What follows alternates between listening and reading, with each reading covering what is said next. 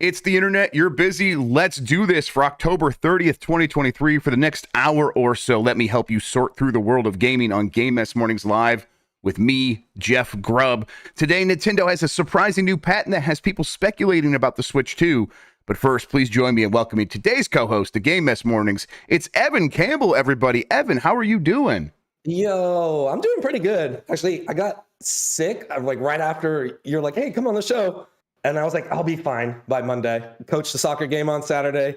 But I'm like, I'll be better. I can do this. So I apologize, everybody. I'm sorry. What's up, Giant Bomb? What's up, Game Mess Chat? I'm excited to be here. You're going to do awesome like that because the voice, all you got to do, you whisper those sweet video game nothings to me, and I'll do all the yelling for you. Two screens. Exactly. Two screen. Oh my God. Evan, where might people have seen your work? What do you have going on right now? Tell people about yourself. Oh man, I've been doing really good lately, honestly, because I got laid off in August. I was at Rooster Teeth, and I've just been taking a huge break. So I was running the Inside Gaming channel for like, I don't know, on my own for at least a year. We started as 10 in like 2019. Right. There was a shuttering, then there was 3, then a year later there was 2, and then there was just me for a little while. Then they added more people to Inside Gaming, and then I got laid off. Well, and then they offered me part-time, and I was like, no, I'm not here. Get me out of here. So I was doing a weekend news show called The Weekend Roundup, which was originally written by Brian Garr when he got laid off. Then I had to write it, and then I was doing like videos in between. So if you want to see my old work, you can go there. I've been in the industry for a long time. Started at GameTrailers.com way back when. And then like when I got laid off, a bunch of people just went to my personal YouTube channel. I had like 300 people, which isn't that much, but it's more than I thought. And so like I've been slowly starting to build up, things behind the scenes to start producing content over there. So like this week, I'm going to do a video on Silo and the Fallout show that got announced last week. But cool. It's just been slow going. So I've been at home with kids and just, Yeah, absolutely. What is it? Like when you look about, hey, I'm going to start making content on my own or start getting stuff working and making videos. How do you decide like what you're going to tackle? Because you see YouTube, people have a lot of success in niching down, like, hey, really focusing in on stuff. But I'm like, I want to do so many different things. I have a hard time with that. Do you have a difficult time with that? Yeah, there's definitely a split between like, hey, this is what works on YouTube and this is what the algorithm will promote. I get to learn a lot about that because Inside Gaming has over 1 million subscribers. I think it's only about like 100,000 active, honestly, though. Those numbers, like, they don't make sense anymore. YouTube's a crazy place. YouTube doesn't make sense anymore, yeah. So yeah, there's definitely a divide between like, I want to interview developers, I want to go to their studio and talk to them and put faces to names and things like that. But like anytime I've done an interview at Inside Gaming, it usually performs low, right? Like where you, in our heyday, getting like 100,000 views on average, you do an interview and it gets 30,000. It's like, oh, well, that's, you're not going to be able to get people to sell that, like even at your own company or whatever. So you got to pick it. But when you're doing it for yourself, it's like, you just do it for the love, I guess. And so like, I've been thinking a lot about that. But I've also been thinking about like how to grow YouTube. You need consistent content, like a certain length and that sort of thing. So I'm trying to like plug in all the holes, but then also make room for me to be able to like do interesting and cool stuff, which I'm hoping. But I've been without a computer for a little bit. I was waiting for the Apple M3s. Oh, sure, yeah. Didn't get announced, and now today we're gonna see what the details are, and then I'll probably pick up one of those bad boys. If I don't know if it's happened yet, but I'm gonna check after the show. Yeah, I got my my wife MacBook Air M1 when it first got announced, and I'm like, what if I got you one of the new M3 ones, and I take that one? So I have a computer that has a battery that actually lasts. That would be nice. Yeah. So I'm in the same boat. Evan, I'm really glad you're hanging out with me today. I appreciate it. Let's explain what we do here most weekdays. I, Jeff Grubb, will help piece your gaming life back together. That includes breaking news and maybe even some of our own original reporting. For all these topics, I'll get the input of a bona fide expert who will make me look smart. If you are watching live on Twitch, welcome. You can always listen to the show later on podcast feeds by searching for Game Mess Mornings, or find the RSS on giantbomb.com. You can also catch the show later with chapters and timestamps on YouTube. Hello, YouTube. All right, we have a lot to get into, so let's start the morning mess with Nintendo patents dual screen gaming device that can be split in half. This comes from Bobby Anhalt at Game Rant. Nintendo recently filed a patent for a dual-screen detachable device, with the Switch 2 being Nintendo's worst-kept secret. Every patent leak that emerges raises an eyebrow from fans who are eager to get a first look at the next generation. Reported the Switch's successor appearing at Gamescom behind closed doors have fueled discussion and speculation online. as to what the next Nintendo console might be and when it might be released. The Switch has enjoyed more than 6 years of being one of Nintendo's most successful pieces of hardware ever. With eyes on this latest patent, speculation is brewing as to what exactly the strange new device could be and how it fits into Nintendo's future hardware plans. It should be noted that many Nintendo patents never become consumer products, but obviously some do as well. This patent, Evan, shows something that looks a lot like a DS or a 3DS. Except for it has a screen on the outside, and then it also splits apart. Let's operate under the assumption that this could be the Switch 2. We'll have a discussion about like the reality or the possibility of that actually coming to fruition. But is this something that sounds exciting to you? Does it sound like a Nintendo follow-up to the Switch for a Switch 2? What do you think? I love this. I love it. It sounds very Nintendo in a way that's like, how would they possibly pull this off? I love it a lot, but I don't.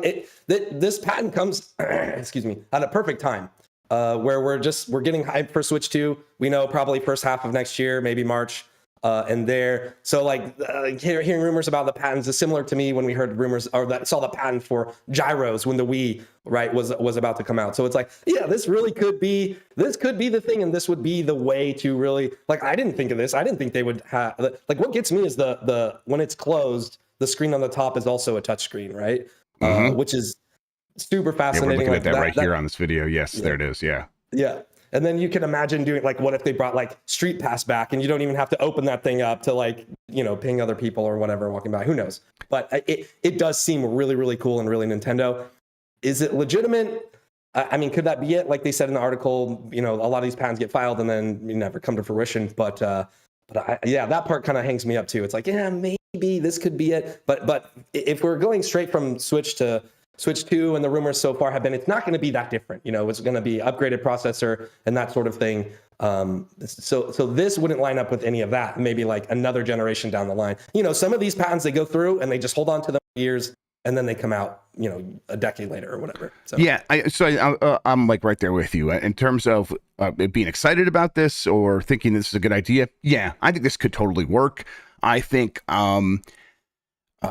creating a way for Nintendo to bring back a lot of those dual screen games that it did have, and make that work with the 3DS, DS, some Wii U stuff a little bit. I think that would be great, and I think this is a pretty good gimmick, especially since you know that you can still play all of the single screen games on this device, and then you get all those dual screen games in there as well. And also, I think Nintendo could do some fun stuff if it's like, oh, what if a home version of the 3DS sold like really, really well? Like, what ideas would people come up with?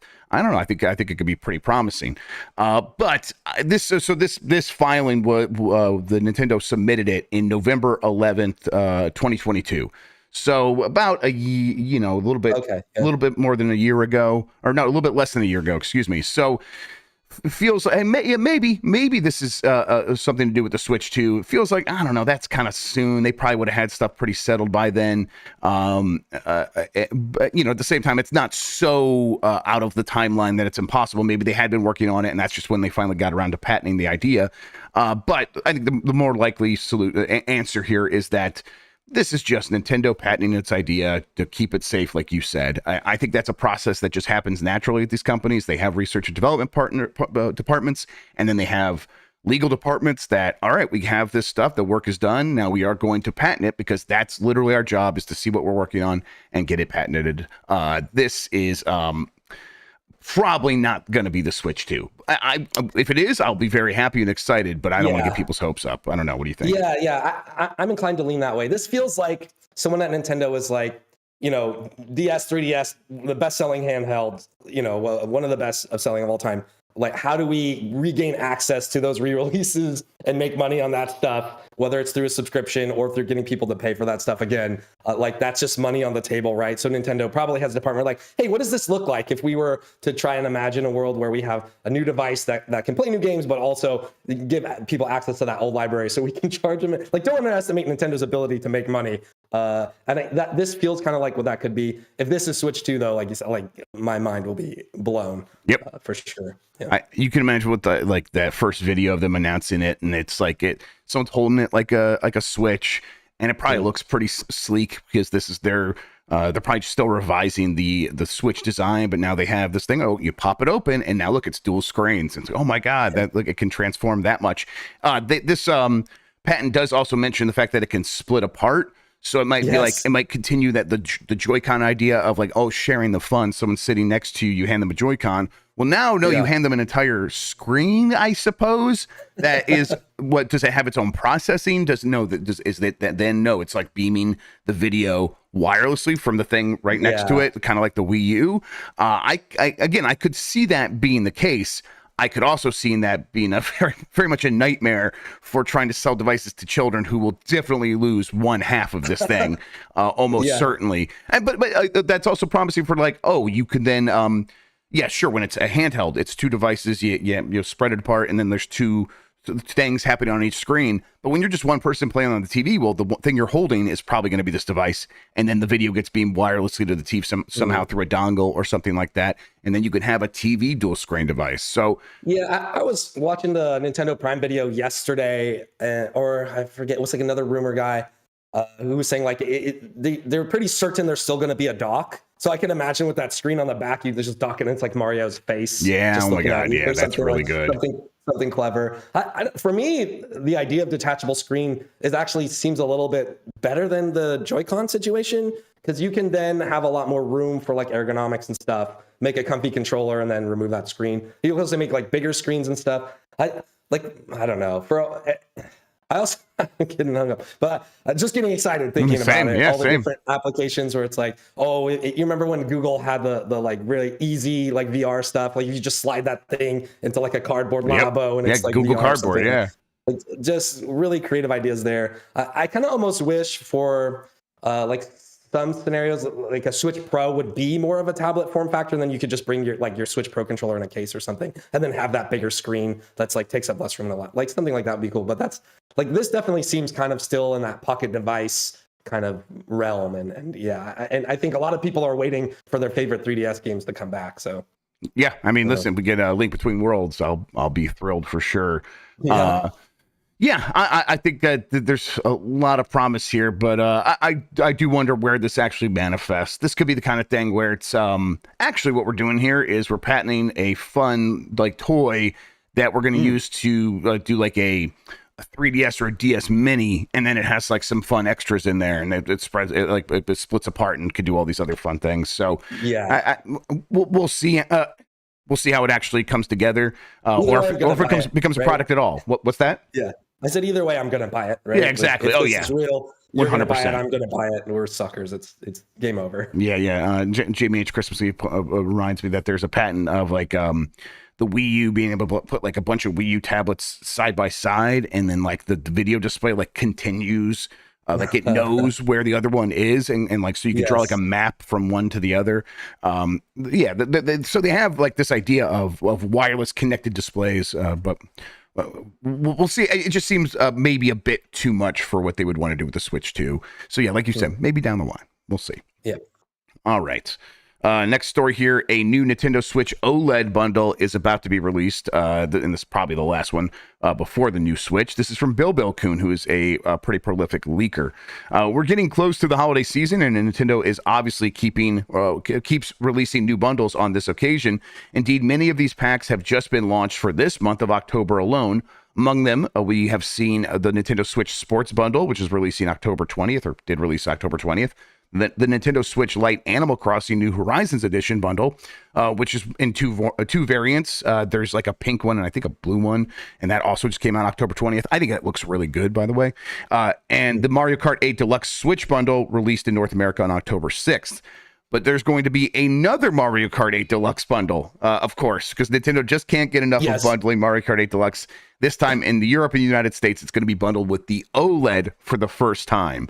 Okay. Yes, and apparently this is coming out sometime in November. It will be $350 US, 310 British pounds, and I think 350 euros.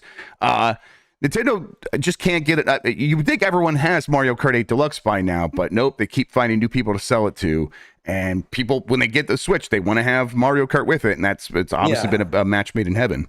So not too surprising, but the idea of like, hey, that Mario Kart 8 bundle in the red box is back again this year. And also there's the OLED Mario Kart 8 Deluxe bundle. It's kind of funny from Nintendo at this point. What do you think? Yeah, it's just slightly better, right? Just being able to play it on that better screen, bigger screen. I personally didn't justify it at the time, but then you get hit with these bundles like that. Well, maybe now. Oh yeah, maybe now's the time. But yeah, I mean, I think it's obviously for people upgrading, they were still like, hey, it's out there with the either cool designs or just say by now maybe that screen has worn you down. But because you almost certainly have Mario Kart 8 Deluxe in some form at this point, so this is definitely just aimed at that audience of people who maybe just saw the Mario movie and now they're like, hey, yeah, I'm going to get the Switch this holiday. I'm going to wait for a deal or a bundle. And when they go to the store, this is going to be the bundle on the shelf that they are most likely going to get if they want that upgraded OLED version. It's an extended everyone audience, grandparents, aunts, and uncles and stuff at the Best Buy or whatever, and they see the bundle like, oh, Mario Kart, and like, I love this when I was a kid. I'm gonna get it for my kid who probably doesn't have a Switch yet, who just turned 5 or 6 or 7 or something like that. That's an easy, just Nintendo going through the motions. They know what to do. They know how to sell those boxes. Now, the real reason I included this here is that we basically have had a Mario Kart 8 Deluxe bundle every year of the Switch's life. I think even in that first year they did a bundle, but if they didn't, it was definitely the year after and every year since. Clearly, Mario Kart is key to Nintendo selling hardware, at least in their opinion. Like it's a huge part of the process of doing that. So when we get around to a Switch 2, Mario Kart 9's got to be up front early on, you would think, right? Or what? I feel like the timing is more probably set up for another I don't want to use this word here in this place, but another mainline Mario game. No, how dare you? Yes. Whatever the Bowser's Fury stuff is going to end up being, I think that probably lines it up, and then Mario Kart 8 maybe comes late. Like, I don't know how you create a package that looks better than Deluxe, right? And I don't know if Nintendo's concerned with that, but I think you would have to at least say, like, I mean, they're Nintendo. They could probably get away with anything. People will just hand them their money, but you'd want to have a package at least as good looking in terms of characters and tracks and all that, and that probably all takes time. So I don't know. That's a good. Obviously, your hunches and instincts are pretty on the money most of the time, man. So I wouldn't put it past you. Yeah, I would just imagine that. God, it's been 10 years since Mario Kart 8 first debuted. Right, we're in that range. It's not too far off of that. And so we're still running on that same game, and obviously it's still selling. But and that team has been making maps now for courses for Mario Kart 8 Deluxe DLC, and that's wrapping up right now. I think the last one come out or it's about to come out, something like that. So they are finally for real wrapping up Mario Kart 8 Deluxe. I do think that they're trying to time it so that they kind of don't miss a beat. And I think in that first year, at the latest, that second year, we get Mario Kart 9. Something along, like they say the mobile version is Mario Kart 9, so they'll call it something else. But yeah, at that point, like, you do have a good point though. The package of Mario Kart 8 Deluxe at this point is so robust and so and just like so supported after this latest round of DLC that it's going to be difficult for Mario Kart 9 to look good next to that. But I imagine one thing, they don't think consumers will care. It's a new Mario Kart and they show up for a new Mario Kart, and I think they're probably going to be right about that. And also, I do expect them to go all out. They've been better about that. The Nintendo is a company that I think I would have criticized in the past for the new Super Mario Brothers games being like, oh yeah, hey, we have an art style that works. Let's just reuse those assets. And I love when a developer reuses assets. I think that's a great way to make more games more quickly and more affordably. That's awesome. Nintendo's one of the richest companies in the world. They don't need to always do that for 4 Mario games in a row. But they're like, no, you know what? Now we got Wonder. We're going to take our time with it. We're going to put a ton of new ideas in it. We are actually going to think about the visual style and how to upgrade it. And I'm like, okay, if they're doing that with Mario, I think they would probably have a similar approach to Mario Kart, where it's like, let's put a little extra effort either into the visuals or maybe into the presentation of like, oh, it's not just Mario now. It is a Nintendo racer. And how do we bridge that gap from it being Mario Kart to Nintendo Kart? Probably still call it Mario Kart, but have some way of like bringing all that into the game. And I'm like, yeah, that would be, I think, a very big success in terms of, well, now this is a new Mario Kart that I have to have, because this was never possible before, to race around as, whatever characters that they would end up putting in there. Samus, I suppose. I don't know. Does that sound right to you? We've got to be thinking about the long stretch, right? After the Mario Kart 8 DLC stuff. I mean, that was an old game when they ported it, and then they're selling content on it and just like, turn on the money faucet. So there's got to be plans for any type of game like that, where they're going to have like an extended content plan. So that kind of scares me a little bit. So maybe even like you said, like a new Mario Kart 9 or 10, Mario Kart X, if you will come out with a small offering, and then they're like, well, we got all these DLC packs. You can, pay an extra $30. You'll get all that stuff or whatever. So people are just going to end up paying $100 for that. Sakurai, or it's not Sakurai. Gosh, who is the Smash Brothers guy? Smash is going to have the same problem. Yes, right? Sakurai's the Smash guy, and we're actually going to be talking about him pretty soon. Actually, there's a guy. I'll leave it for you then. But yeah, he was saying something similar about, how do you follow up to Smash Ultimate? Yeah, we have that story today. We're going to talk about it in a little bit. But yeah, I mean, sorry, right? No, that's perfect. No, it's a good teaser. Keep people hooked, right? That's how you do it. I've never done a new show before. I don't know. I think that Nintendo is getting better about that specific problem, though, because it's just in the past, I think they would have just done it by the numbers. I think now they're like, man, we keep holding on to games because we're gonna slot them in later. Sometimes we hold on to a game for a year or 2 years. What if we just like slowed down the development process a little bit and made it okay to keep working on a game for a longer period of time, to throw in more cool ideas? And, we're benefiting from that, as evidenced by Super Mario Brothers Wonder, I think. So, do you think we get like a new double dash mechanic or something with the next? Yeah, I think they'll have a new sort of double dash-like mechanic built in there. That will be one of the things. And then I think the other gimmick will be everybody is here. I think it'll be a big part of it. They'll start the trailer and it'll be Mario and Luigi, and he'll do the death stare, and they'll have a couple other things in there to be like, yes, this is just Mario Kart. And then suddenly, like, Samus will pull up, and whoever else. I guess they've had a couple of non-Mario characters in there before, but still, I think they'll go a long way towards showing this is going to be so exciting. If you're into that wider Nintendo universe, you're not going to be able to miss out on that, and I think that's really going to work for them. Okay, let's take a quick break. When we get back, we got a lot more news, everybody. We got Mario Wonder doing really well on the sales charts as expected. Xbox having some weirdness with their accessories going forward. We'll talk about all of that right after this.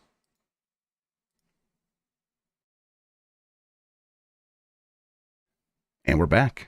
We're back, everybody. The UK charts are out again this week, and Mario Wonder has now jumped ahead of Spider-Man 2 and takes the top spot. This is from Jim Norman at Nintendo Life. This week's UK box charts are in, and it has once again been a tight competition at the top of the pack.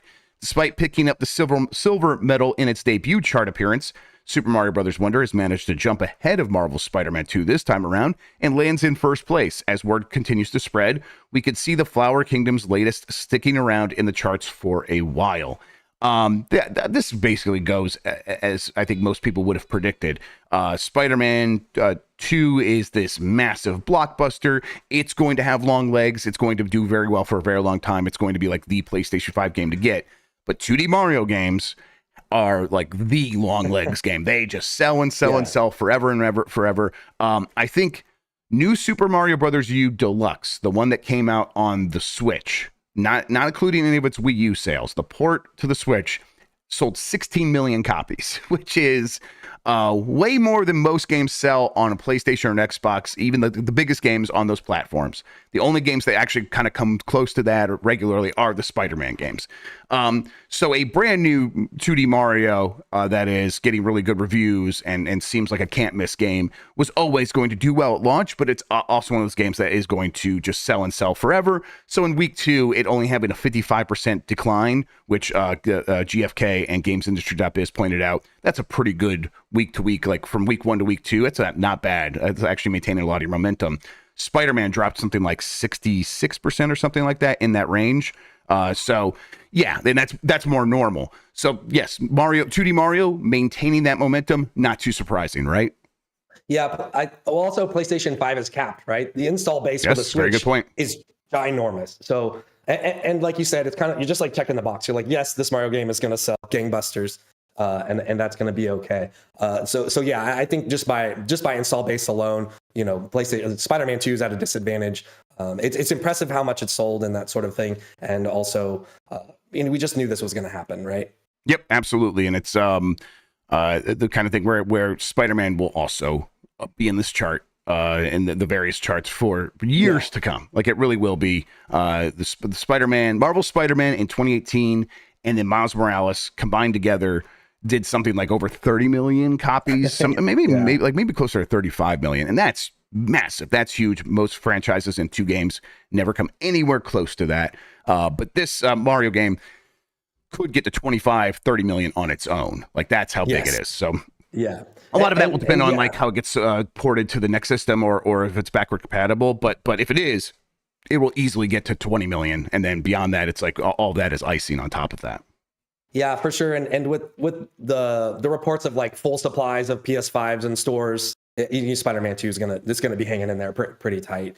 I saw that, and even like my wife was a Target or something. She's like, "There's so many PlayStation 5s now," and I was like, "Yeah, they said they were gonna have a full supply for the first time since COVID." So there you go. Yeah, and they have a little bit of we have a story about that as well coming up here in a second about them likely perfect. They're likely them hitting their very lofty goal that they had for the beginning of this fiscal year.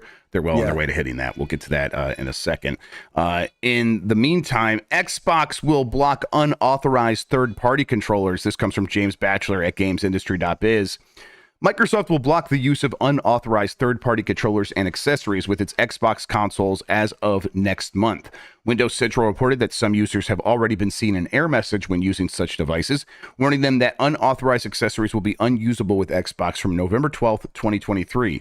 An example of the error message says that the user's unauthorized accessory will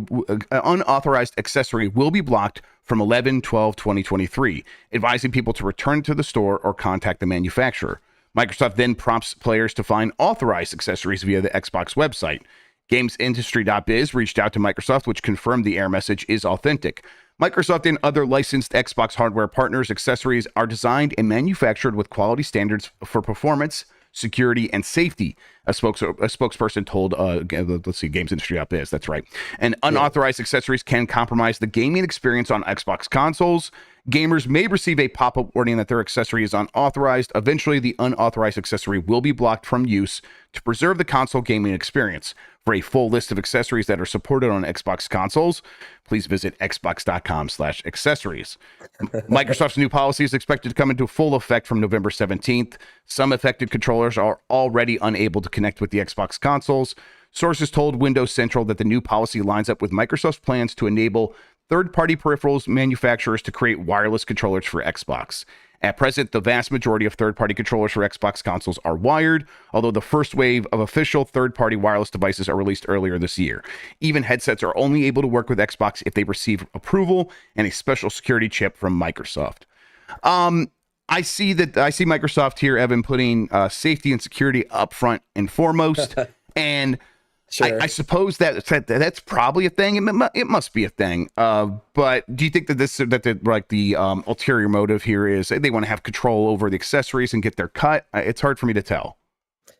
Yeah, I think Microsoft has done such a good job of building that good guy Xbox image that when stuff like this comes down, you're like, and you don't question it as much. But I think definitely one of those moves where they're like, we're just leaving money on the table here. They could get third-party manufacturers to pay them a license or whatever for, I don't know if they've said that outright, but I would assume that's where they go. For the proprietary, with it, right? Wireless tech, you would assume that's how that would work exactly. I'm assuming that. Yeah. So I think this definitely is like they're moving into an Apple realm or something like. It's like, well, even probably because Apple stuff works with Bluetooth and other like, what does this do for companies like 8BitDo or 8BitDo? And I would say like Mad Cats, but just because I'm old. But, sure. But like Stuff Gaming or something, right? Which they use the original hardware in some cases with that stuff. So yeah, I'm really curious about this one, but it does seem, it seems like somebody at the top level was like, we're losing money. Like, let's lock this stuff down. Yeah, the story says this, and I figured this is probably the case. A lot of these devices are already Xbox licensed, and you know that because they have like the Xbox button like built into their controller, and it has the Xbox logo. They wouldn't be able to use that if they weren't already paying a licensing fee. the most likely thing is a lot of those companies aren't going to be affected by this. They are already in that ecosystem. What it probably means good things for them is they can now start selling official wireless controllers that actually connect natively to the device without any extra dongles or things like that. And so that, and the wireless headsets too, like you're going to need dongles for most of those devices because Microsoft has its proprietary wireless there because Bluetooth has been kind of shoddy. Although my Pixel updated, Evan, with it has a new codec, Opus for Bluetooth, and it's like, man, the latency on this got a lot better. It's not perfect, but it used to be like watching a video, a movie, like the lip sync was so bad I almost couldn't watch it, and now it's like, no, that's not a problem at all. I think maybe for gaming it might still be a little bit, but who the fuck is gaming on a Pixel?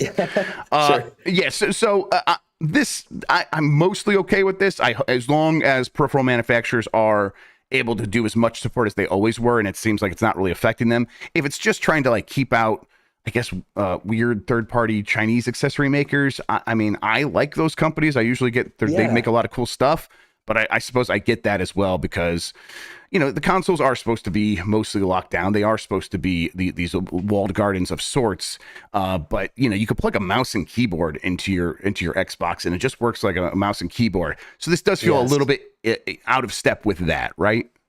Yeah, and you lose a lot of that support for everything that came before, right? That's kind of the concern, and that's what I'd say too. Like you're talking about how for safety and security, maybe this is a better thing. Also for like product design and development, you're going to get better quality products, I think, with this, where you're dealing with Microsoft directly, so somebody there is going to actually look at your weird controller or setup, whatever you made, before like approving you to have the proprietary hardware software.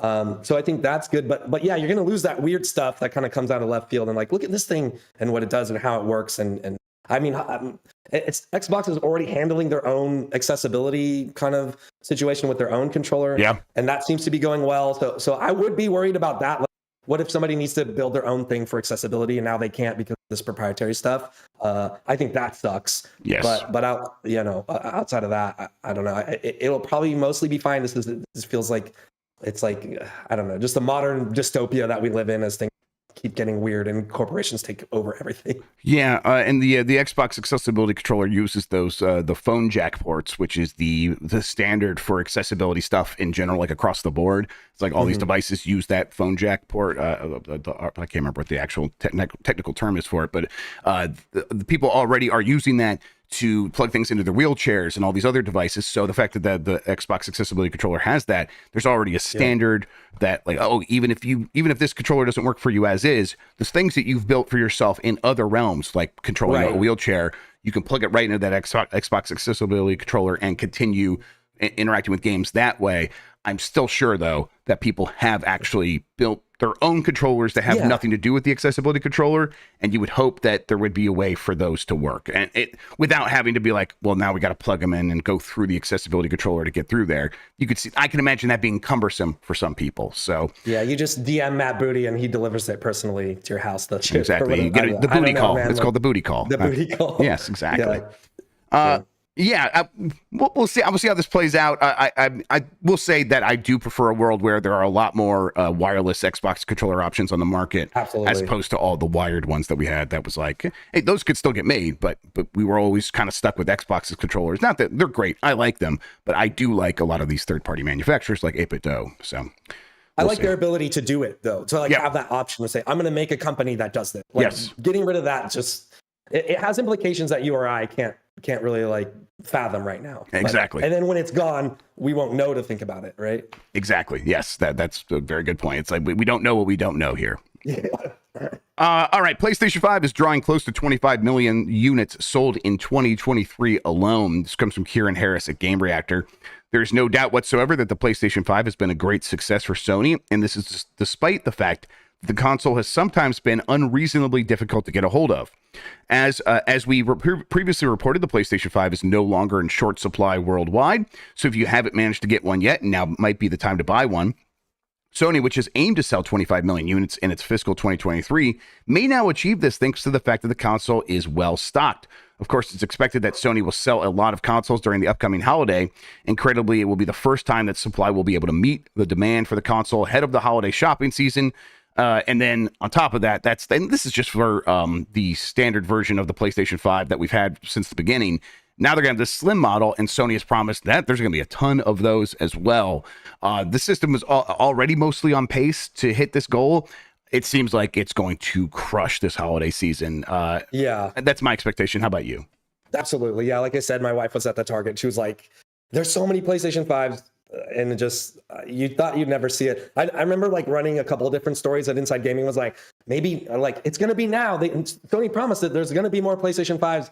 And it kind of happened, you know, as they said it. But it seems like we're now at the point where you could just walk in and pick one up, where I don't think that had necessarily been the case, you know, up until maybe a couple months ago. Yep. And it doesn't seem like them phasing out the original version of the PS5 for this new slimmer model is going to cause any problems either. Seems like Sony's fully prepped and ready to go. It's probably why it took them a little bit longer to announce the thing and kind of get into the swing of marketing it, because they're like, let's wait until we're sure.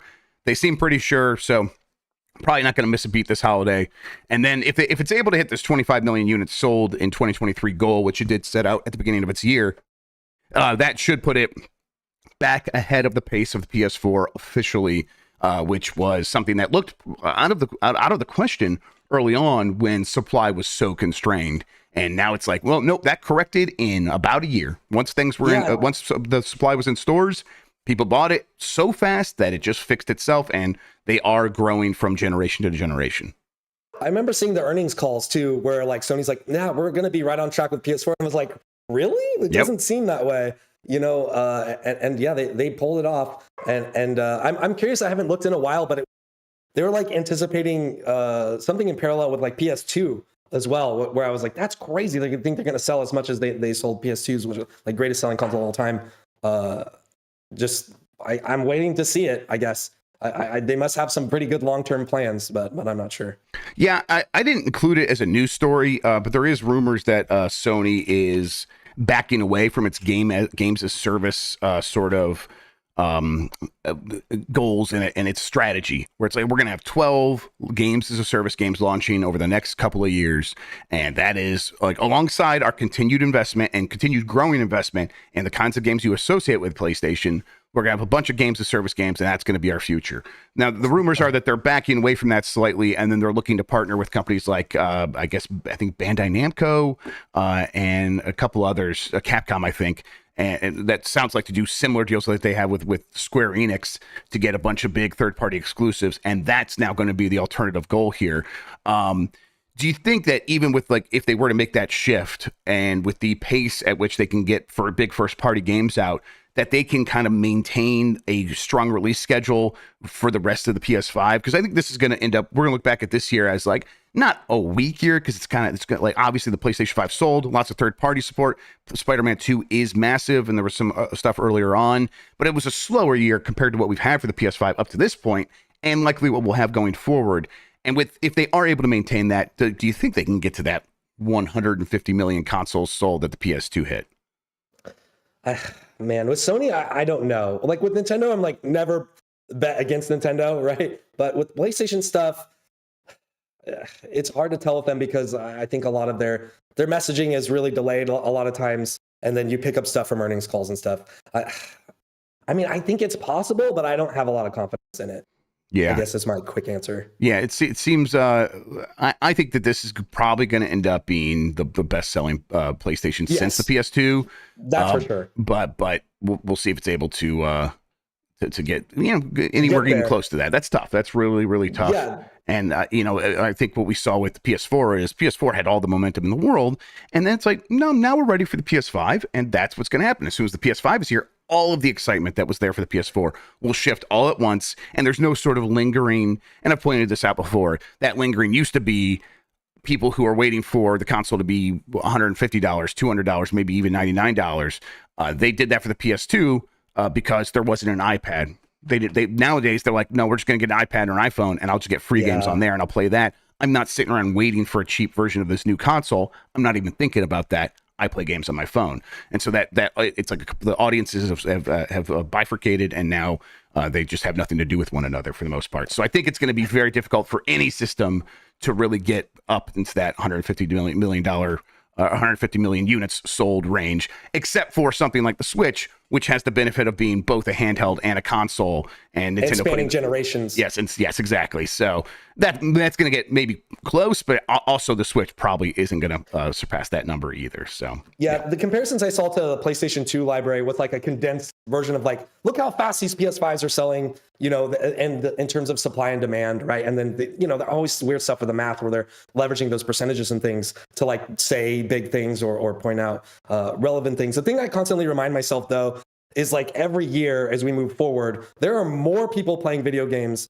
than ever before. Yeah. Right. So that's like, we always have a like a very high ceiling in that regard to sell more video games than have ever been sold, to sell more hardware than it's ever been sold. But I think you make a really good point about the conditions of the market in which there wasn't these like Apple devices or tablet devices and things, and streaming, right? All these different things vying for people's attention, where it's like you either watch TV or you play video games. Now it's like you have unlimited options with it.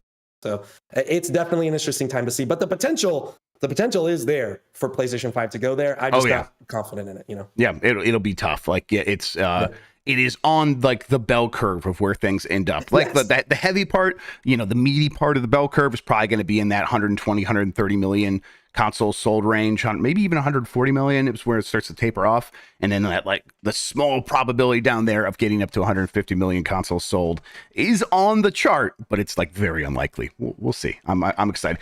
You know, who knows? They got a Pro model that is supposedly in the works. Maybe that resets the generation for them in a really strong way, and they carry that forward for another 5-6 years, and then we'll see. In that reality, it could get to 150 million. All right. Marvel's Wolverine exists in the same universe as Marvel's Spider-Man 2. This is from Alex Hopley at Game Reactor. Insomniac Games has just seen the launch of Marvel's Spider-Man 2, an incredible superhero game that gives fans the web-slinging experience they've wanted for years. Now that Spidey's latest outing is a renowned success, though, fans are looking to the studio's next superhero game. Marvel's Wolverine has only seen a cinematic teaser so far, but with the track record Insomniac has, many are incredibly hyped just from that. Also, thanks to a recent interview with Brian Intihar over at Kinda Funny Gamescast, we might have a new reason to be excited. Intihar confirms, when asked if the games were set in the same universe, that they're all 1048, which is like the Marvel assigned code for this universe in their multiverse. Intihar also explained why Marvel Spider-Man 2 doesn't contain a Wolverine Easter egg. I'm just trying to make Spider-Man and trying to get Spider-Man off the ground. Well, there's another Marvel thing. I think for us, it was like, hey, let's just let that team cook, let them make the game they want to make. And, you know, who knows what the future holds, but right now, let's let them do their thing, and that game's going to be great. I think that's completely fair. I think that this is the right way to approach it. They're doing really cool things with Spider-Man 2 and having allusions to other things in the Marvel universe. They haven't, like, shied away from that. Like, you can visit the Avengers Tower. It's the biggest building in the game. And Doctor Strange's Enclave, whatever that's called. That Sanctum Sanctorum. Sanctum Sanctorum. Yeah, god damn. That's in there as well. You can look at that thing. And that's cool. But it's like, well, if you're going to do that and you're making a Wolverine game, then Wolverine should probably be in this universe. And that's going to be the case. I like that. How do you feel about it? Yeah, I like what you said on the show. I think it was like last week or something about how much restraint Insomniac has showed, or maybe it was a guest who said it in terms of, you know, they've got the whole Spider-Verse thing already, and then they're kind of just focusing on these stories about Peter and Miles and kind of that journey, and to focus on that without getting spun off into too many different directions, or, you know, bringing in Avengers like, you know, given the popularity of the Marvel movies and stuff like that. I think it'd be a real bummer if we got a Wolverine game and then half the time, like, you want to like let Wolverine exist and be in his own like Wolverine sphere and have like a very Wolverine focused story. Because I like in comics you can get that a lot, but he's always with the X-Men. You've got like, and when they've done it in the movies, it's been bad. Right. So I would really love to see Insomniac do like a very focused Wolverine story that doesn't necessarily have to be about his origins or whatever, but do the same thing they did for Spider-Man in the way that Insomniac is how, and just like really appreciate these characters. Yeah, I'm really glad that what they did with Spider-Man and not doing the origin story again. And I think that's probably the right call for Wolverine. I wouldn't hate a couple of flashbacks to Weapon X or whatever, especially depending on the setting that we're going to be in. If we're like up in the wilderness of Canada, as someone in the airbag in chat says that. And it's like, I think the trailer was like slightly suggesting something along those lines. I think there was, I think it was Madripoor, right? Or that's right, Madripoor. Yes, it's the underground criminal mutant city, right? Okay, yes. Well, in that case, you could also see him like running into enemies from his past, and I think some flashbacks could be cool with various eras of Wolverine, because that's a cool idea in itself. The fact this guy's been around for so long, what can you do with that? And I think that would naturally lead to, well, we're going to see some snippets of its origin. We don't need the entire thing to be about this is what turned Logan into Wolverine. I don't need that. But I think that having these things exist in the same universe enables some cool sharing of lore. But I think that Insomniac knows it doesn't need to go much beyond that. There doesn't need to be a button you press to call in Peter Parker to come help you, right? That's not going to happen. Right. And don't get me wrong. Like, I want to see a Wolverine, Hulk, and Spider-Man team up game. Like, that would be incredible. Yeah. But I also build these characters up first. You know, there's a formula. Like, people get burnt out on comic book crossovers when they start happening all the time, and it's exactly what's happened with the Marvel Cinematic Universe, right? It's like everything has to be a crossover now, and I think it affects the storytelling and the types of stories you can tell. So yeah. Yep. And I think they've seen that lesson be learned by the MCU and by Disney, and I think that they'll be like, you know what, we're going to pull back on that a little bit and just kind of use it where it's fun and not make it the central pillar of what is happening with our video games. And that's probably the right choice. Totally. All right. There's a report, games industry investment deals to increase in 2024. This is from Stephen Totillo at Axios. Mergers and acquisitions in the games industry are picking up after an extended quiet period, according to a new third-party report from Drake Star Partners. Consolidation is a big topic in video gaming, but Drake Star tracked 33 M&A deals worth around $5 billion between July and September. By the sheer number of deals, that was a two-year low, but the deal value exceeded 3 of the last 5 quarters when all the deals tallied in each period totaled less than $1 billion. M&A deals for 2023's third quarter included mobile gaming firm Playtika's purchase of Yoda Games and InPlay Labs for around $450 million, as well as the successful $1.7 billion offer led by Goldman Sachs to take educational gaming platform Kahoot private. So it's like things are happening in the periphery of like the core gaming space still, but there's still money flowing into these deals is basically what the story here. And the expectation is that companies that like Tencent, Sony, Take-Two, the Savvy, which is the Saudi Arabian company, they're going to see that the things aren't slowing down, even if it's in these spaces that they don't always operate in. And they're like, well, we're going to have to get back out there and make deals happen, or else we are going to miss out. We're going to have acquisition FOMO, and we can't have that. So they are likely going to pick up their pace as well. At least that's the expectation of Drake Star, which I think might have some incentive to believe this, because I think they are involved in some of these deals and make money that way. But also I believe them. Because there's no reason to think that these companies really would slow down, because they still do have quite a bit of money, and inflation is still pretty high, even with interest rates being high. So it means it's difficult to borrow money, which will make some deals difficult to pull off. Sure. Many of them still do have money in the bank that is losing value at a rate that is greater than that they are accustomed to. And so that means it's better to spend it now than to hold on to it and have it be worth less later and have things be more expensive, right? Yeah, and unfortunately, a lot of the gaming companies and publishers and things, who a lot of these companies too collectively have laid off thousands of employees as well. So they've got cash right now. Unfortunately, like, that's a weird way to frame it. And I think people getting laid off really sucks, but there's money now, and also there's promise of money. So money's going to get spent. Right. Like, this is one of the best years in gaming we've seen in quite some time. Just things are popping off in a way. Like we just talked about Spider-Man. There's obviously going to be people who want to make more money interested in paying for more video games to kind of spin up. Whether that translates into more sequels and things like that, or different IP, that's a different conversation. But there's definitely money here now, and definitely a lot of interest. The people with money, They always follow the money. They're gonna go there. So, yes, exactly. Yes, they get in line and they do whatever anyone else with money is doing. That is very true. They're all desperately scared of anything, so they just do what the crowd is doing. Sakurai is skeptical that future Smash Bros. Games can match Ultimate's scope. This is from Ollie Reynolds at Nintendo Life. Masahiro Sakurai, the director of Smash Bros. Franchise, has released a new video looking back on the development of Super Smash Bros. Ultimate for the Switch. During the 12 to 13-minute presentation, Sakurai delves into the copious adjustments and additions required to make Ultimate appeal to both veterans and newcomers. The difficulty faced, as well as the difficulties faced when dealing with a 16-gigabyte Switch card versus a 25-gigabyte Wii U disc, and the effects of the COVID-19 pandemic that the pandemic had on the development for DLC characters. Toward the end of the video, Sakurai ponders the prospect of future Smash Bros. Titles. While he doesn't rule out the possibility of another entry to the franchise, he's admittedly skeptical that the development team would be able to create something that goes beyond Super Smash Bros. Ultimate's scope and ambition. As for what comes next for the Smash Bros. Series, he said, even I'm not sure. I feel we truly succeeded in making people happy with this game, but now that Super Smash Bros. Has grown to be monstrous in size, I'd say it's difficult to imagine an increase of this magnitude ever happening again.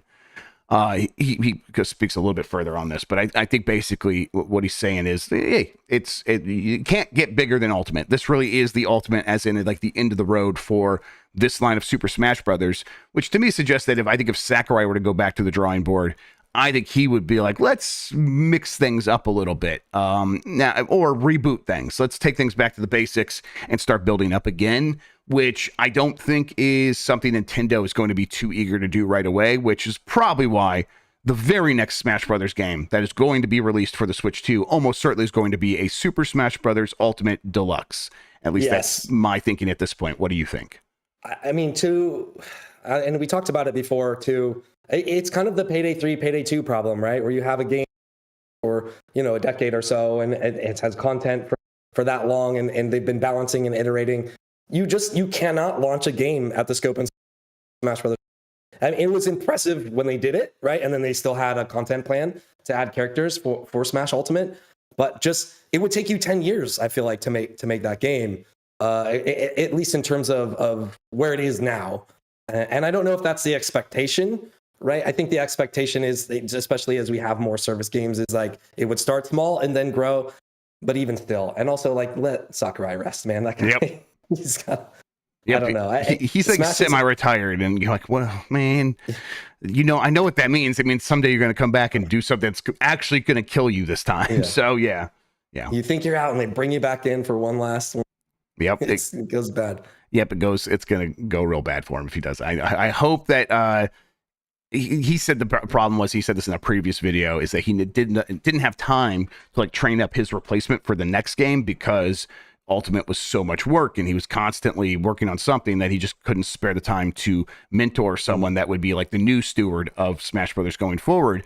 So I do think that probably does create an opportunity to, hey, do a deluxe and come in there and just oversee the development and to teach those skills to a new generation, while you can go rest forever after that if you want, and just go make YouTube videos, which you're very good at, actually. So yes. So very cool, Sakurai. It would allow them to bide their time to have that year in scope, those years of development. Well, and right? I think following the trend of what happened with Mario Kart 8 Deluxe, I think Nintendo would be very happy to have a 10-year period of selling Super Smash Brothers Ultimate.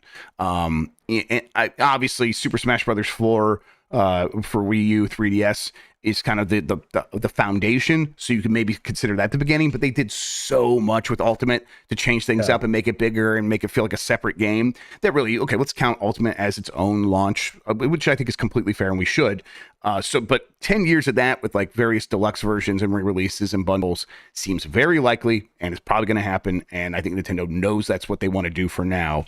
And then after that's said and done, there will be an appetite for, hey, we'll do a Melee remaster, or we will do a full Don't say reboot. it. Yeah, I know. It's always going to be out there. It's always out there just waiting to pop out at us at any moment. I feel like with Melee too, it's a monkey's paw. It's like, what's going to happen to this? It's going to be 30 locked 30 or something, or you're going to get it, but then like something's going to be. It would be like they'll call it Super Smash Brothers Melee, but they'll actually be like, but we brought in all the best features of everything, all the games, including tripping. And then, yes, exactly. Yeah, truly a true nightmare. All right, last story here. Super Nintendo Top Gear Racing Collection coming to multiple platforms with a new game. This is from Sanaya Bates at Destructoid. We're about to gain access to even more retro classics on Switch and several other platforms come January. The Top Racer Collection features remastered Super Nintendo racing games to play, and it's set to launch on January 11th, 2024 for Switch, PS4, PS5, Xbox One / Series S and X, as well as Steam. The Top Racer Collection will feature popular 90s racing trilogy Top Gear, Top Gear 2, and Top Gear 3000. First hitting the shelves in 1992, the SNES high-speed racing series gained popularity among fans across the globe for being very good games. I like these games a lot, Evan, so I'm glad that we're getting them back. They're also doing a new game called Top Gear meets Horizon Chase, basically, where they're going to have like Top Gear, now called Top Racer stuff, and I think it's called Top Racer Crossroads, mixed in with Horizon Chase, which is an Outrun like. It's a game that's very similar to Outrun, and they're going to mash those things up together. And I think that's pretty cool as well. Obviously, Top Racer, new name because Top Gear, very popular television program now, and they want to avoid getting sued because both things have a same name in a similar space that could be possible.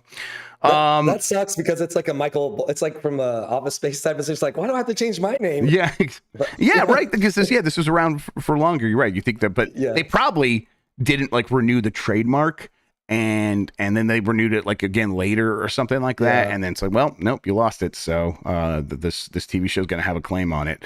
But yeah. I would go with if I were a judge, I would give this game the Top Gear trademark and say those weirdos can go to hell over there at that show. Sure. All right, Evan, I got a poll question that we're going to get to from last week. Let's go ahead and bring it in here. Wait, is Super Mario Brothers Wonder the best online game this year? Only 35% of people were correct in saying yes, and then 65% said no. I am blown away by this game's online multiplayer. It does the thing that I think I want from online multiplayer games going forward, which is like playing on your own together, and in a way where it's like not actually affecting another person's world, but giving you ways to still do that in minor ways that are very positive. I've said a bunch now. This is a strand game. You are putting down your little standee, and you're helping people, and you're rescuing them, and then all you could do is just give a little positive emote. And it only enables these positive interactions. And then it's just fun to like be moving through a level and seeing someone else figuring things out or helping you figure something out.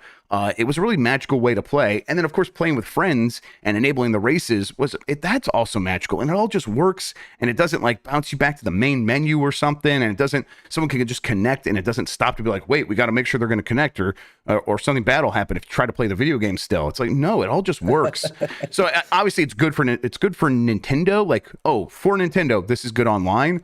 But I think in general, it's also just a magical online experience. Now, I know some people mention, hey, Baldur's Gate 3, and of course. But I did a lot of that stuff in Divinity Original Sin 2 as well. So it's like, yeah, it's that. And of course, it's amazing.